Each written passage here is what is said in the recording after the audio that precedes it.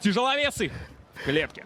Да, Дидар, не моргайте, не пропустите, за вас пропустит кто-то из находящихся в клетке ребят, потому что удары у них тяжелые, и они настроены на нокаут. Я думаю, почему ты тогда такой довольный? Да, люблю я игру слов, ничего с собой сделать я не могу. Ну что же, Ирбол занимает центр клетки. Максат опасается вот этого вот грозного Чапалаха, хотя сам готовит тоже какую-то заряженную правую бомбочку. Вот, кстати, от Ирбола удар ногой я не ожидал. Причем удар такой неплохой, колючий, как его называют.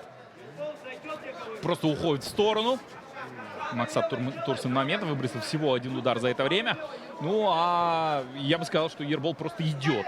Идет. Да, идет, вот что-то он выверяет, прям как танк. Вот у него есть один вот этот выстрел, и он хочет его донести до цели. И я думаю, что он еще, знаешь, опасается все-таки борьбы, потому что понимает, что... Ой, вот, кстати, обмен начался ударами. Ербол донес один удар. Максат тоже удар донес. И вот видно, что, конечно, Ербол немножко он горит.